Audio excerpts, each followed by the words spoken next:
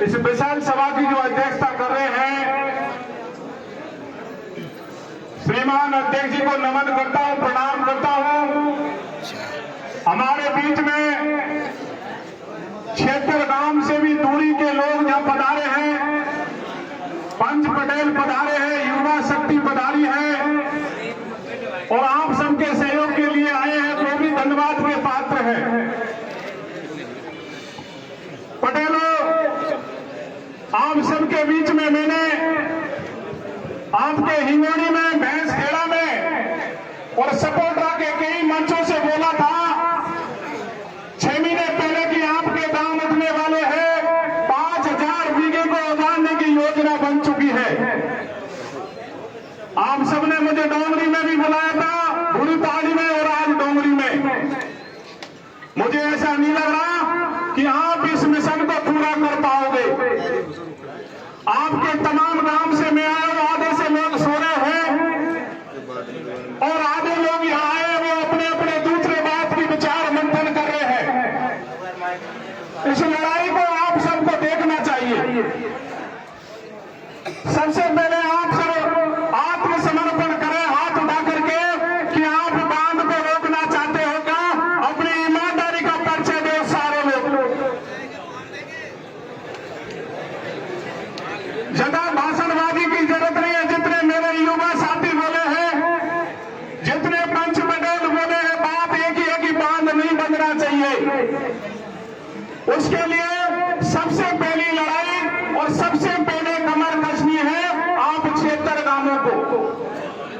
डोंगरी गांव ने 22 तारीख को बुरी पहाड़ी में स्थान बताया था, हम लोग आए हैं, लेकिन आप लोगों में से आधे भी लोग यहां पर नहीं पधारे हैं। साथियों, डॉक्टर कौड़ी के साथ हमने हजारों आंदोलन किए हैं, लेकिन आप जब तक लोग जागरूक नहीं होते, उससे पहले कोई हक नहीं मिलने वाला है। आपके हक को इसलिए मारा जा रहा है क्योंकि आप लोगों में से 75% गुमराह करते हैं और घरों में सोते रहते हैं। मैं सच्चे मन से कह रहा हूं, क्योंकि आपका भी समय बर्बाद हो और हमारा भी समय बर्बाद हो। ये ऐसा बार बार करना, ऐसी सोच उत्पन्न नहीं होनी चाहिए। आप हम सब एक दूसरे को जानते हैं, जान करके संबंध यह नहीं करना है। हमें डोंगरी का बांध रोकने के लिए जतन करना है, लेकिन जतन तो जब ही होगा जब आप लोगों का खून खोलेगा। मुझे नहीं लग रहा कि आप सबका खून खोला हुआ है, क्योंकि मेरे जीवन में मैं नेता नहीं बना, लेकिन समाज सेवी बना और पूरे राजस्थान में मैंने आप सबकी जाति में देखी, मैंने सारे आंदोलन देखा। नरेश के साथ भी जो हर्ष हुआ वो इसी वजह से हुआ क्योंकि हमारा समाज सोया हुआ है।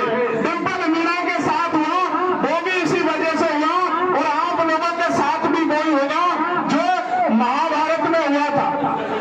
मेरे कहने से आज आपसे एक सपना देखिए और ज्यादा मत सोचिए कि महाभारत में जब भगवान कृष्ण शांति दूत बन के गए, आप शांति का परिचय दो 2 मिनट, मैं आपका निर्णय कर देता हूं, काम बनेगा कि नहीं बनेगा।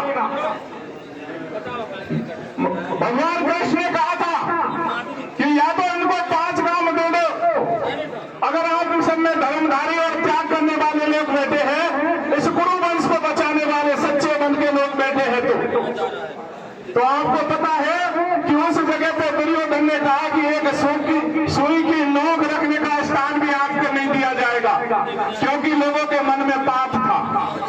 आप सबको मैं बताना चाहूंगा, और डोंगरी बुरी पहाड़ी क्षेत्र गांव के लोग, हम लोग तो आते रहेंगे जाते रहेंगे, लेकिन आप अपने सीने पे हाथ रखो और मौन होकर के देखिए कि आपके मकानों के खम्भ टूटे मिलेंगे, आपकी प्राणियां उखड़ी मिलेगी, आपके खेत और खलियान सुनने मिलेंगे। उस दृश्य को एक बार आंख बंद करके देख लो कि आपके साथ क्या होने वाला है।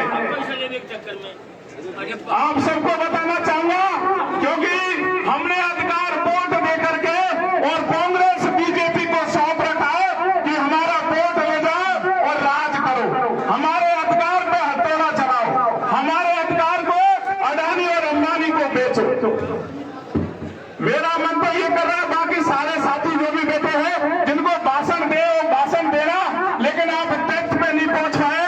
उस दिन हम सबने आपसे अपील करी थी, सपोटा से भी, राजपूत से लेके, सैनी समाज से लेके, बैरवा समाज से लेके 3600 कौम के लोग आए थे। आप लोग अभी तक कमेटी नहीं बना पाए, और जब तक सरकार के और इससे पहले की सरकार दोनों का त्याग नहीं करोगे तब तक आपका बांध नहीं रुकेगा। आप एक आवाज दीजिए, वोट हमारा, राज तुम्हारा नहीं चलेगा, नहीं चलेगा। मैं दोबारा बोलूंगा, वोट हमारा, राज तुम्हारा नहीं चलेगा, नहीं चलेगा। आवाज नहीं आई अभी? या तो मेहमान आए बहुत सारे लोग भूरी पहाड़ी और डोंगरी में, जिनके बियाई है, हमारे थिर से गोठा से भी आए हैं, मुंह में बहुत देर बैठे, क्योंकि कोई साधु है, कोई बियाई है, भीड़ लोकल नहीं है। आप लोग, वोट हमारा, राज तुम्हारा नहीं चलेगा, नहीं चलेगा। वोट हमारा, राज तुम्हारा नहीं चलेगा, नहीं चलेगा। खेत हमारे, जमीन हमारी, बांध तुम्हारा नहीं चलेगा, नहीं चलेगा। खेत हमारा, बांध तुम्हारा, खेत हमारा, बांध तुम्हारा नहीं चलेगा, नहीं चलेगा। अम्लब हमारा, टाइगर तुम्हारा नहीं चलेगा, नहीं चलेगा। अम्लब हमारा, टाइगर तुम्हारा नहीं चलेगा, नहीं चलेगा। साथियों, बहुत बड़ी सरकार ने षड्यंत्र बनाया है।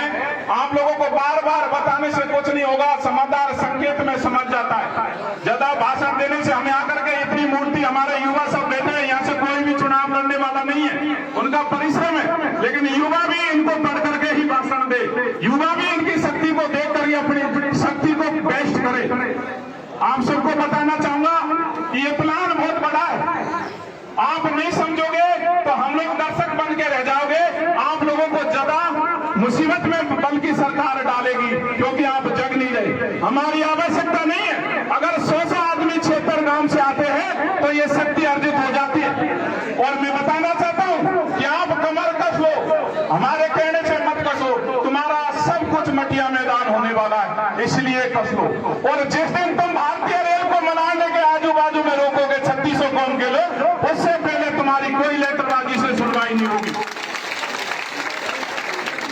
मैंने बहुत आंदोलन देखे, डॉक्टर साहब मेरे राजनीतिक गुरु है, मैंने 100 से ज्यादा केस झेले हैं इसी बातों में, लेकिन रिजल्ट आपके सामने है। माधोपुर की फैक्ट्री चली क्या? माधोपुर हरियाणा बनाया का बीजेपी ने? बहुत सारी मांगे हमारी आज तक नहीं मन पाई। आपके मन में ऐसा हो तो दोबारा मीटिंग रखना, पहले कमेटी बनाओ और उसके बाद में ये सब साथ बिछाना, क्योंकि आप सब भी एक तरह से, मुझे नहीं लग रहा कि इतना बड़ा पहाड़ तुम्हारे ऊपर टूटा है, उसके बाद भी आप लोग ज्यादा गंभीर नहीं हो। तो मैं भी एक मजा ले लेता हूं, आप सबको खुश कर देता हूं। अरे बंदा बंदा को बनवादू मोदी, चाहे मारे लाग जा सीरे, चाहे मारे लाग जा फांसी। भूरी पहाड़ी डोंगरी में शाम सभा में सबने जो बोली, रे बंदा को बनवादू मोदी, चाहे मारे लाग जा फांसी, रे चाहे मारे लाग जा फांसी। तो मैंने तो आप लोगों को कसम खिला के जा रहा हूं कि आप अपने अधिकार को बचाना चाहते हो। सारे लोगों में जमीन है, पानी है, इससे ज्यादा तो हम आने वाले अतिथि कुछ नहीं कह सकते। लेकिन आप सबको कसम खानी होगी कि जिस तरह से बंदा की नदियों में, निबाड़ी में भी पानी जाएगा और जमीन को भी लेंगे, जबकि दूर है, हमारे यहाँ 0 का दूर है, लेकिन उसकी भी जमीन लेंगे। आप सबको ऐसा करना होगा। और जब तक बांध निरस्त नहीं होता है, उससे पहले किसी भी पार्टी के नेता को भाषण गांव में नहीं देने दोगे, हाथ खड़े करो। चाहे कांग्रेस का हो, चाहे वो बीजेपी का हो, चाहे रिश्तेदार हो, चाहे वो नरेगा की रोटी खिलाने वाला हो, ऐसा त्याग करोगे, ऐसी भावनाएं जागृत करोगे, तब जाकर के हमें बुलाना। बाकी आप बड़ी मजबूती से काम करोगे, उसमें हम तन मन धन को आपका भी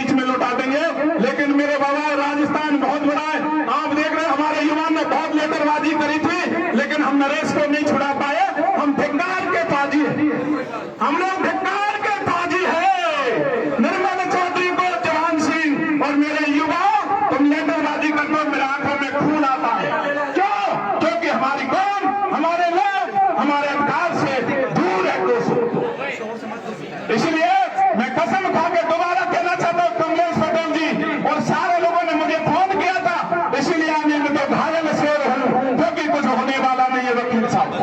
डिम्पल मीणा का क्या हाल है, नरेश मीणा का क्या हाल है, आज देखिए आपकी चुना करके और कांग्रेस के लोगों ने ध्यान रखें मीणा को भी नरेश की बात नहीं कर रहे आप, नरेश की बात नरेश की बात नहीं कर रहा, समाज का समय का ध्यान रखें। देखिए आप बात मीटिंग है यहाँ पे, आगे मतलब क्या है, जब तक रेल समाज की बात रखिए आप, यही सब होगा, जब तक रेल नहीं होगी जब तक बांध अपना रुक नहीं पाएगा। हम सब जितने भी अतिथि आए आप सबके लिए